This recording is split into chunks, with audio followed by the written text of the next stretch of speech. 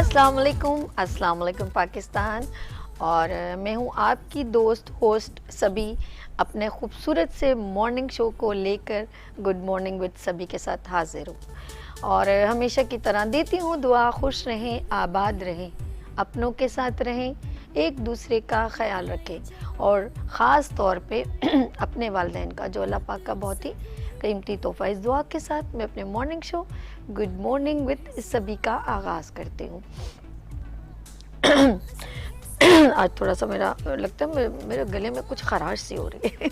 अच्छा जी, मौसम की तब्दीली, कल अचानक ही आपने देखा हवाओं का रुख चेंज हो गया और कोइंसिडेंट एकदम क्लाउडली जो है मौसम हो गया था और हर जगह से काले बादल आना शुरू हो गए। खौफ एक अजीब सा कि अचानक ये क्या हो गया, क्योंकि सुबह में हिद्दत बहुत ज़्यादा थी और एक सन जो है था वो बहुत ज़्यादा, उसकी जो है शुआएं ऐसी पड़ रही थी कि स्किन को जला रही थी और फिर एकदम चेंज हो गया।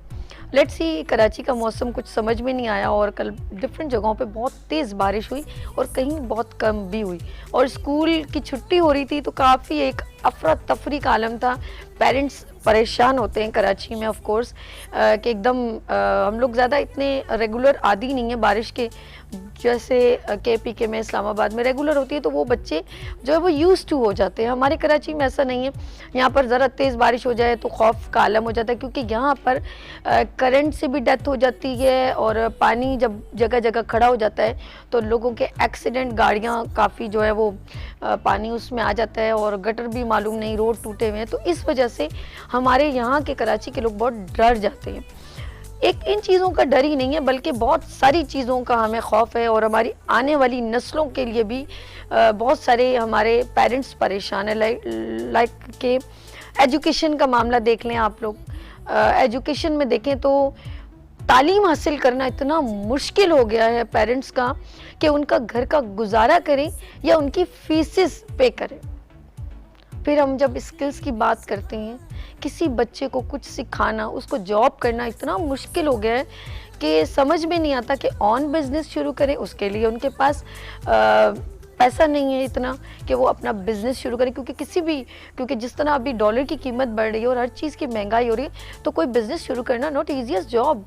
अब हमारे पास या आपके पास या हमारी फेडरल गवर्नमेंट के पास क्या स्ट्रेटजी है या उन्होंने क्या सिस्टम बनाया है?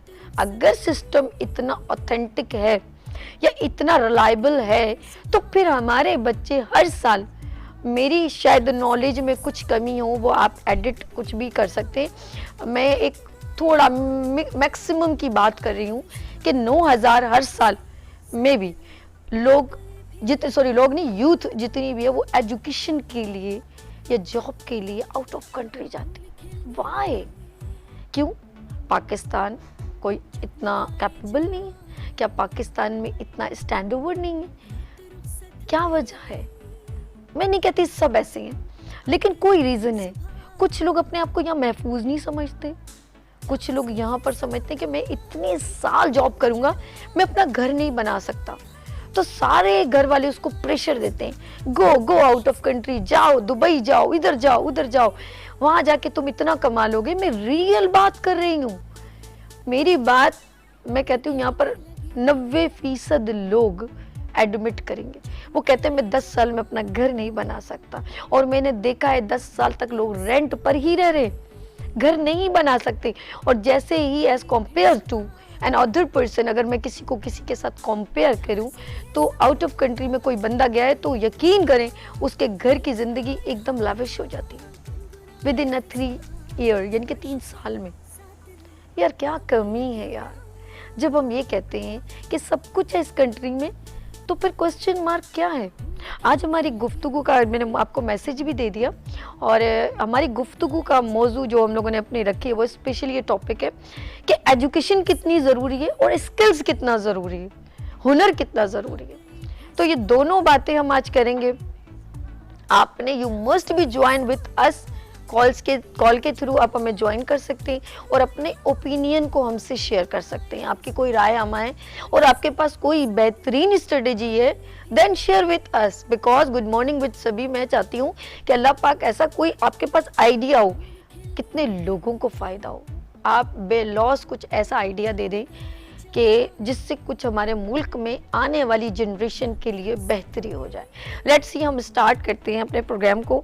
और सबसे पहले मैं मिलवाऊंगी, यहाँ पर मोटिवेशनल स्पीकर भी हैं, अपने यूथ को गाह बगा जो है वो एक्टिव करते रहते हैं अपनी खूबसूरत गुफ्तगू से। सबसे पहले मैं उनसे मिलवाऊंगी। बिलाल मसूद यहाँ पर मौजूद हैं और मोटिवेशनल स्पीकर। अस्सलाम वालेकुम बिलाल। वालेकुम अस्सलाम। कैसे हैं आप? अल्हम्दुलिल्लाह, आप कैसे हैं? First class. अच्छा, बिलाल के बाद में हमारे दरमियान एक और भी गेस्ट है, मैं उनसे भी मिलवाऊंगी। और ऑफ कोर्स जिस तरह यूथ के टैलेंट की बात की जाए, एजुकेशन से रेलेवेंट और उनको एक्टिव करने के लिए मैंने बिलाल से मिलवाया। लेकिन एक और पर्सन है, स्किल्स कितना ज़रूरी है। कुछ लोग कहते हैं तालीम हो ना हो, हुनर होना बहुत ज़रूरी है। अब हुनर में बहुत सारी चीज़ें आती हैं, बहुत एक बड़ी रेंज है। लाइक हमारे स्किल्स में देखें तो हमारे जो कंप्यूटर है, टेक्नोलॉजी है, कुछ लोग मोबाइल रिपेयरिंग सीखते हैं। और यकीन करें, ये जो लकड़ी का काम है ये भी एक हुनर है। किसी के वालिद साहब है तो अपने बेटे को उसमें डाल देता है कि भाई फर्नीचर बनाना है, कि एक बड़ी मतलब एक हुनर, हाथों में हुनर कितना ज़रूरी है। लेकिन अगर उसके अंदर, और वो गाड़ियों का ऑटोमोबाइल पर जो काम करते हैं वो भी बड़ा ज़रूरी है। और हाथ से जो है कुछ लोग टेलर में चले जाते हैं, और बड़े बड़े जब नाम हो जाएं तो wardrobe boy and dress designer. हाँ, ये सब कुछ बहुत मुल्क में एक बड़ा रेंज है वर्किंग का। तो स्किल्स कितना ज़रूरी है और हमारे हुनर को प्रमोट करना कितना ज़रूरी है। और हम लोग कुछ उसको प्रमोट करने के लिए हम क्या प्लेटफॉर्म दे रहे हैं, कुछ इवेंट्स कर रहे हैं, एग्जीबिशन लगा रहे हैं, मौके कैसे दिए जाएं। ये जो इम्पोर्टेंट बात है ना, वो जब तक हम उनको मौका नहीं देंगे वो अपने टैलेंट को प्रेजेंट नहीं कर सकते। लेट्स सी, मैं मिलवाती हूँ यहाँ पर इवेंट प्रमोटर भी हैं, यूथ प्रमोटर भी हैं और इवेंट प्लानर भी हैं। और यहाँ पर मौजूद हैं अर्श अली। अस्सलाम वालेकुम सर। वालेकुम अस्सलाम। कैसे हैं सर? ठीक है, ठीक ठाक। आप कैसे हैं? आपके पास बहुत सारे टैलेंटेड लोग आते हैं। आज हमारी गुफ्तगू का मौजू एजुकेशन एंड स्किल्स के ऊपर है, हुनर के ऊपर है। इसमें ख़वातीन भी आती हैं और इसके अंदर हमारी यूथ, इस वक्त हम फोकस करेंगे यूथ पर, तो उस पर गुफ्तगू होगी। तो पहले सवाल हम ज़रा बिलाल से करें, क्योंकि पहले हमने इंट्रोडक्शन इनका करवाया था। तो ज़रा गुफ्तगू का एक हमने क्राइटेरिया बना लिया है ताकि आपको भी पता चल जाए कि आज हम किस मौजू पे बात करें। बिलाल, डिफरेंट अंदाज में जब कुछ एजुकेशनिस्ट आपके पास, या एजुकेशन जिनके पास होती है, वो स्टूडेंट्स, वो एक अपने हल्का अहबाब में एक इवेंट करते हैं, उस इवेंट मोटिवेशनल प्रोग्राम का मकसद क्या होता है? देखिए, अल्लामा इकबाल का एक बहुत मशहूर शेर है जी। पहले तो हम बात करते हैं यूथ है क्या। जी जी जी। उन्होंने यूथ को कहा क्या है? उन्होंने यूथ को शाहीन कहा है। तू शाहीन है, परवाज़ है, काम तेरा, तेरे सामने आसमां और भी हैं। यानी कोई लिमिट नहीं है। हम कहते हैं कि स्काई इज़ द लिमिट, लेकिन उस आसमान से आगे और भी बहुत सारे जहां हैं। आसमान से जहां आगे और भी। बस तो मोटिवेशन तो अपनी जगह होती है। मैंने पहले भी डिस्कस किया था, अक्सर फोरम्स पे करता हूँ कि मोटिवेशन तो है, ठीक है, आपने पढ़ा, आपने सीखा, आपने तालियां बजाई और आप चले गए। लेकिन असल मोटिवेशन ये है कि आप जो लर्निंग है उस प्रोग्राम से आप अपनी ज़िंदगी में उसको इम्प्लीमेंट कर सकें जी। और जिस तरह आपने भी अपने इंट्रोडक्शन में बताया ब्रेन ड्रेन के हवाले से, पाकिस्तान उन चंद ममालिक में जहाँ सबसे ज़्यादा ब्रेन ड्रेन इस वक्त हो रहा है जी। जबकि हमारा पड़ोसी मुल्क जो है इंडिया या मलेशिया की अगर आप बात करते हैं, उन्होंने ब्रेन गेन किया है। यानी जो लोग बाहर गए पढ़ने उनको बुलाया। और इस तरह के जब हम बात करते हैं ईज ऑफ डूइंग बिजनेस के बारे में, यानी कि अगर आप चाहते हैं एंटरप्रेन्योर बनना, एक बिजनेसमैन बनना, तो ऐसे आपके पास मौके हों जहाँ पर हुकूमत आपको फैसिलिटेट कर सके। बिल्कुल। लेकिन उसमें बहुत सारी चीज़ें जो आपने भी अभी बात की, उसमें क्या हमें बिजली है कि हम अपना एक थोड़ा सा काम कर सकें जहाँ पर बिजली आ रही हो, क्या पानी आ रहा है। आज आप देख रहे हैं फ्लड्स की सूरत हाल जो हो रहा है, इंफ्रास्ट्रक्चर पूरा शहर, हमारे शहर जो है वो डूब गए। लोग कहते हैं क्लाइमेट चेंज की वजह से ये हुआ है। क्लाइमेट चेंज, अभी यूएन के सेक्रेटरी जनरल साहब भी, सॉरी मैं आपकी बात यहीं पर, आप इसको कंटिन्यू कीजिएगा। इन्होंने कहा क्लाइमेट चेंज हुआ है और इतना जो है सैलाब आया है, अगर ये इसका इस्तेमाल कर लेते ना तो यही पानी इनके लिए नेमत होता। बस मैं वहीं आ रहा था कि क्या हमने डैम बनाए, यस, क्या हमने अपने आप को इस तरह काबिल बनाया कि उसको मैनेज कर सकें। बिल्कुल बिल्कुल बिल्कुल। क्या हमने इस तरह फ्लड वार्निंग दी। तो बहुत सारी चीजें दुनिया भर में, ऐसा नहीं है कि फ्लड्स नहीं आते। यस, पाकिस्तान जो है वो कार्बन एमिशन की अगर हम बात करते हैं, लेस देन 1% जो है वो पोल्यूशन जो है वो कर रहा है दुनिया में, लेकिन 8वां मुल्क है पाकिस्तान जो कि सबसे ज़्यादा अफेक्टेड है क्लाइमेट चेंज से। तो ये इसकी वजूहात जो हैं वो क्या है? आई थिंक जो आपने कहा कि क्यों लोग जा रहे हैं बाहर, Yes, उसकी वजह ये है कि बहुत सारे मैं देख रहा हूँ जब सिचुएशन हमारी इस वक्त है मुल्क की, जिसमें पॉलिटिकल सिचुएशन भी है, सिक्योरिटी की सूरत हाल भी है, ठीक है। और एम्प्लॉयमेंट के हवाले से भी सूरत हाल जो है, यहाँ मौके के हवाले से, ठीक है। वो लोग जब जाते हैं वहाँ पर तो वहाँ पर कुछ चंद साल मेहनत करके वो इतना अचीव कर लेते हैं जो यहाँ पर हम शायद, जिस तरह आपने कहा कि एक बंदा जो है वो इतनी मेहनत करने के बावजूद भी रेंट के जो है वो घर में अगर रह रहा हो और अपना घर ना बना सके, तो ये सब चीज़ें हैं।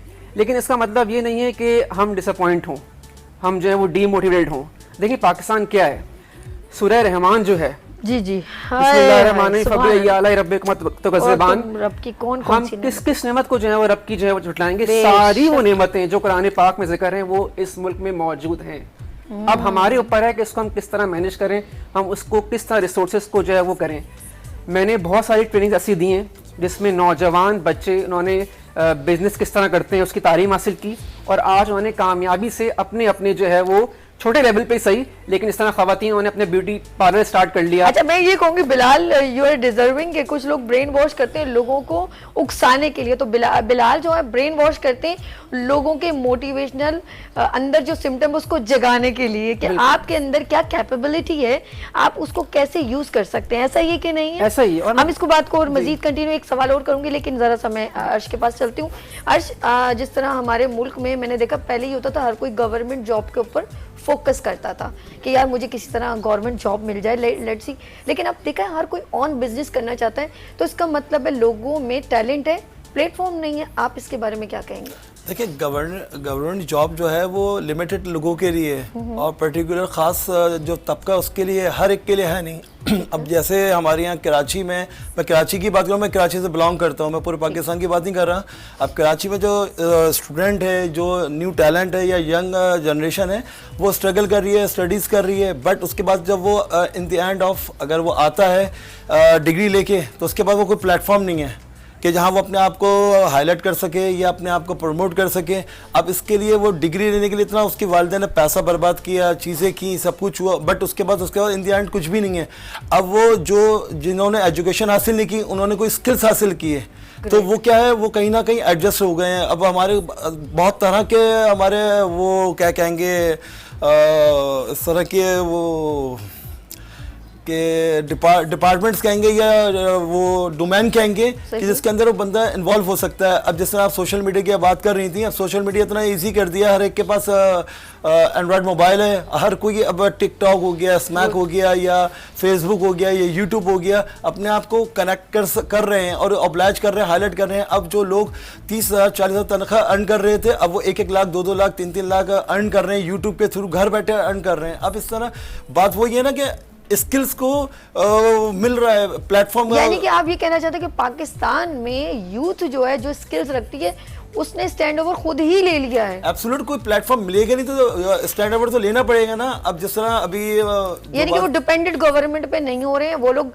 किसी के पास, लेकिन अफसोस की बात है कि अगर किसी के पास एक ग्रेजुएशन की डिग्री है, लेकिन वो बड़े मतलब एक उसको जब कोई भी ऑप्शन नहीं मिल रहा, तो उसने अपना ढाबा खुद ही लगा के उसको रनिंग में डाल दिया। ऐसा है कि ढाबा लगा तो दिया, ढाबे के लिए प्रमोशन के लिए उसने एक्टिविटी शुरू कर दी।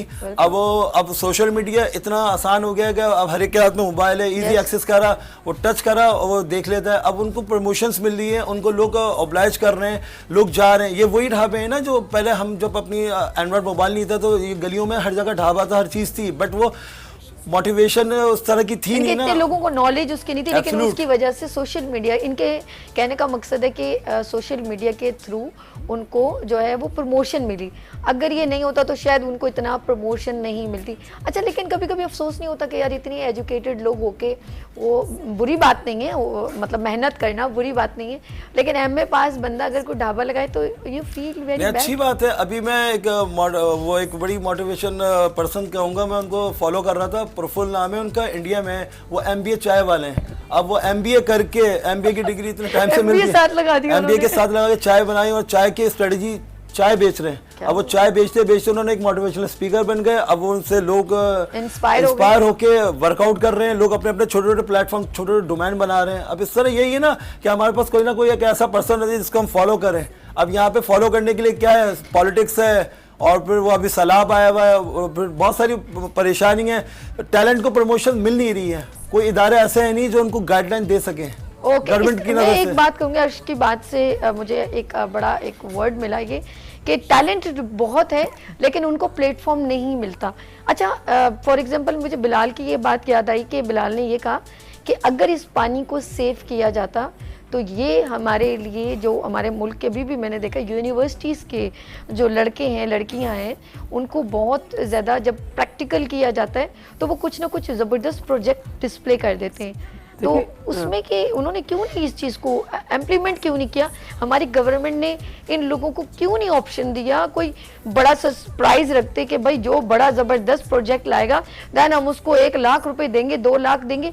तो क्यों नहीं उन लोगों से फ़ायदा लेते यार ये लोग? तालीम जो है वो अच्छे और बुरे में फ़र्क समझाती है।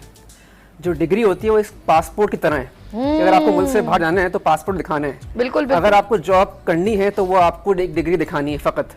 लेकिन जब आप एक्सपीरियंस हासिल करते हैं, अपना स्किल डेवलप करते हैं, वो ऑन जॉब करते हैं, या इवन अगर आप बिजनेस करते हैं वो भी आप सीखते हैं। कोई जो है वो बचपन से नहीं सीख के आते, जब आप बिजनेस स्टार्ट करते हैं तो ही जाके कामयाब होते हैं। तो मेरे ख्याल में बहुत सारे ऐसा नहीं है कि बिजनेस स्टार्ट नहीं हुए, कामयाबी से लोग कर रहे हैं, लेकिन अपॉर्चुनिटी एक होती है निकाली जाए या एक्सपेक्ट करें कि अपॉर्चुनिटी मिलेगी। सही। अपना प्लेटफॉर्म आप खुद बनाएं। अभी बात की अर्श भाई ने रिगार्डिंग सोशल मीडिया के हवाले से, कितने लोग सोशल मीडिया के थ्रू कमा रहे हैं, बिल्कुल। कितने लोग हैं जो फ्रीलांस काम करके कंटेंट डेवलपमेंट कर रहे हैं, ग्राफिक डिजाइनिंग कर रहे हैं, क्या कुछ नहीं कर रहे हैं ऑनलाइन। तो ये कहना कि जो है सिस्टम के ऊपर ब्लेम करना, मैं समझता हूँ कि नहीं।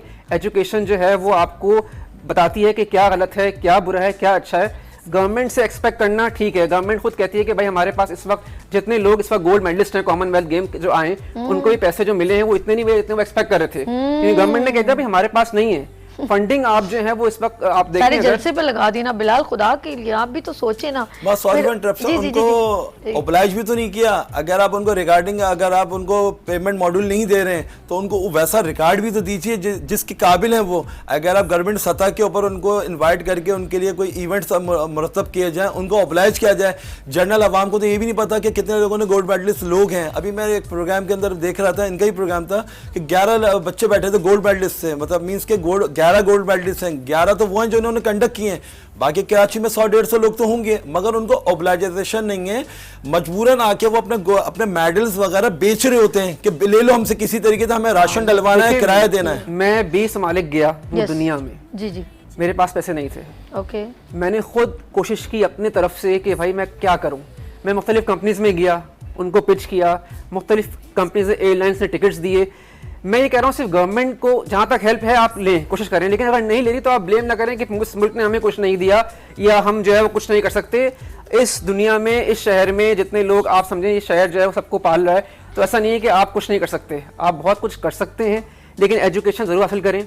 और बाहर पढ़ने आना कोई मसला नहीं है, आप जाएं, लेकिन पढ़ के कोशिश करें कि वापस आएं। हाँ, ये पॉइंट ये है, ब्रेन गेन जो है ना ये बहुत जरूरी है पाकिस्तान के लिए। इवन अगर आपको जॉब करनी है वहां पर आप करें 1 साल 2 साल 3 साल, लेकिन आपका मकसद ये चाहिए कि मेरा बेनिफिट जो है ना फॉरेन रेवेन्यू अगर आ रहा है तो वो पाकिस्तान को आ रहा है। लेकिन एक चीज मैं बताऊं बिलाल, जैसे आपने कहा ना, इतने कोई भी जाहिर सी बात है हर बंदा जज करता है। वो एजुकेशन के लिए गया, अब उसको इतनी अच्छी वहाँ पे फैसिलिटेशन मिल रही है, वो कहीं बीच में से कभी पाकिस्तान आ भी जाता है तो उसको वो सारी चीज़ें नज़र नहीं आती, तो कहता है वो सोचता है। ऑफ कोर्स देखिए हर कोई कंपेयर करता है ना, हर जिस तरह यहाँ पर एक कंपटीशन चल रहा है, तो देन वो वापस आएगा तो वो सब चीज़ें उसको वो चीज़ें नहीं समझ में आ रही हैं। यार ये तो वहाँ पर मैं इतना आसान, मुश्किल में कौन जाना चाहता है, मुझे सिर्फ ये बताएं। ऐसा ही, इसीलिए क्यों जाएगा वो, वही जॉब कर लूँ। स्किल डेवलपमेंट की जो बात हो रही है, सबसे ज्यादा उनके पॉइंट्स हैं इस वक्त बाहर में जिनके स्किल ज्यादा हैं।